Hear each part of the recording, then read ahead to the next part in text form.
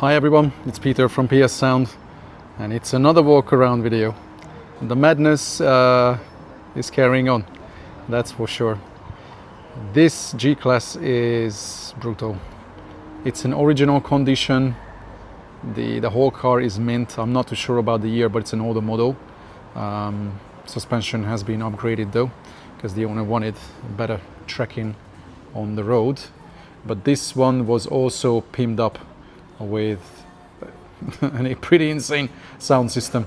So the theme is similar. We have height speakers. You can see we have height speakers there. We have at the front.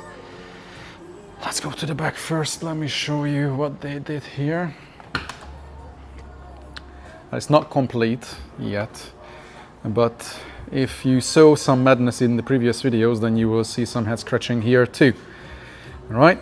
So why do we have 8 W7s and 10 W7s at the same time in the back of a car like this? Their way of thinking was that the 8s would do the punchy bass in sealed and the 10s would do the bottom end imported. Well, you can see that those ports are stuffed now because I told them so. When I measured the 8s in sealed and the 10s imported, they were measuring exactly the same. Just because they are larger drivers imported, they were tuned higher and they couldn't play any lower than the 8s.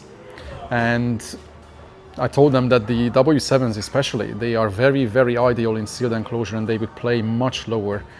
So as soon as we sealed them up, everything just came alive below 35 Hertz, and that's exactly what it from the 10s.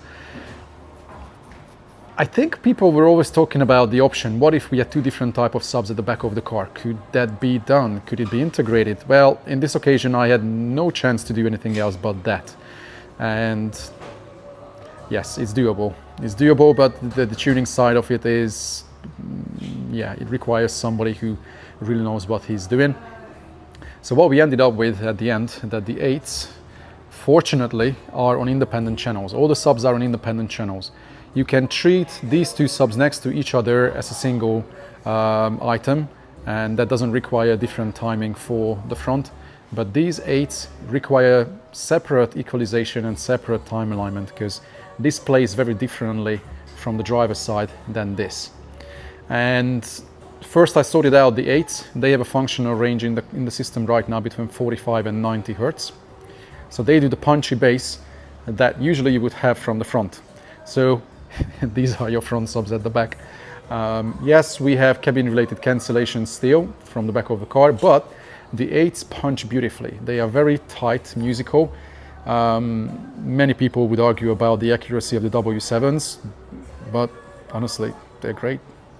They play very accurate bass. And then the 10s play below 45. And this way, I time align them, they are working together seamlessly. You would never tell from the front that you have two different type of subwoofers. Yes, they could have had 4 of those as well, all across. They said they didn't have enough airspace. I don't understand why, because the windows are blacked out. You could have taken the boxes further up, have a design, and I don't know. It was somebody's decision. This is not how I would have planned it, but it came together, it works. It works okay. Again, unlimited budget type of build. They have 4 MX4 Pros. I believe one runs mid and tweet, other one runs mid bass and rear feel. Then there's a C4 running the ceiling speakers, and then they have 2 more for the subs. So one of them bridged runs the 8s, the other one bridged runs the 10s. Then there's a Brax DSP for the first 6 channels for the freeway. Then they also have to have some more amplifiers. Yeah, they have from Foss. There's one there and one here because they have center field speaker as well. So channels 7 and 8 is for center active. 9, 10 is the link from the Brax to the Ultra. All right. And then I think the last 2 channels are empty, because from the Ultra, then no, the last 2 channels run the 10s, and then the 8s run off the Ultra. So the Ultra runs the ceiling speakers, the rear doors, and the 8s. So yeah, this was another 2 DSP job, plenty of channels to deal with, to integrate. They really like to give me challenge and give themselves challenge, that's for sure. So let's see what's happening at the front. So for the change, here we don't have focal. Here we have the Supremo 3-way. We can't really play the mid-bass low, but we don't even need to. And what it does above 80 Hertz, that's actually pretty good from this door. It's still a door, but it works clean. It's very tight and accurate, musical with this driver. Then up on the top, they did a bit of modification. That was as factory looking option as possible, probably, to get me then high frequencies up high. And yeah, it's tricky in these cars because let me turn this off, because the G-Class is really not easy. It's really not ideal for getting high-end listening experience in it. But of course, if somebody has a car like this and they want the best audio experience as well, then what else can you do? This is probably still the best anybody could do, because there's no option for a front subwoofer, there's no room. This cabin is actually quite small considering the size of the car. Yeah, it's quite a gangster machine. It looks insane. Yeah, it's very, very looked after. The paintwork is mint. The whole car has quite an appearance. Of course, just like any AMG, this one sounds pretty mad as well. Do we see the rear speakers in the rear doors? I'm not too sure.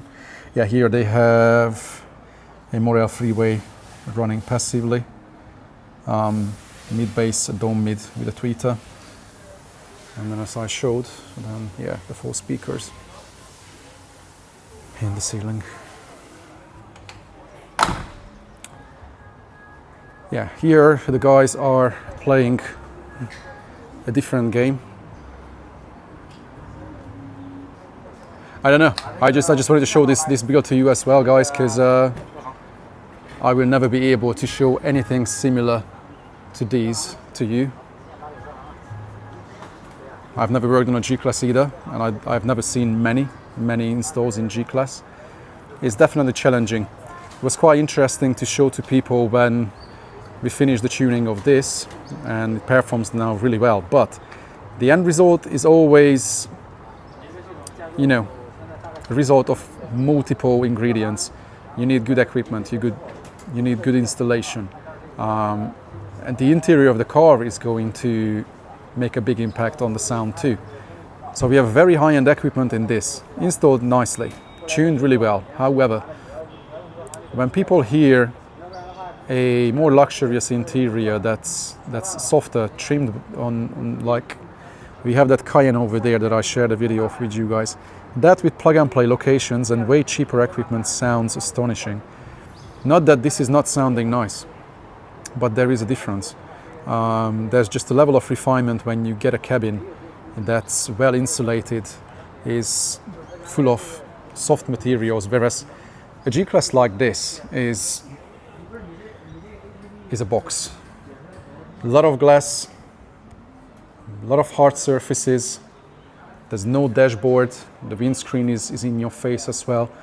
So usually when we have topics about what's the best car for audio experience, I wouldn't put the G-Class on the top of the list, that's for sure. This is very, very challenging. You can still get great sound, just don't expect competition level results, because this is not for that. But this can definitely be a sweet ride, and people can have a lot of fun with it. I would love to take this on the road and roll around the town with those exhausts, that engine and a sound system like this. That would be really cool.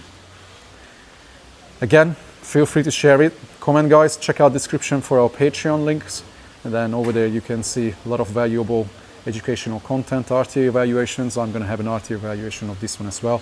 You will see how the speakers measured, how I managed to pull the system together, and I'll see you in the next one. Take care.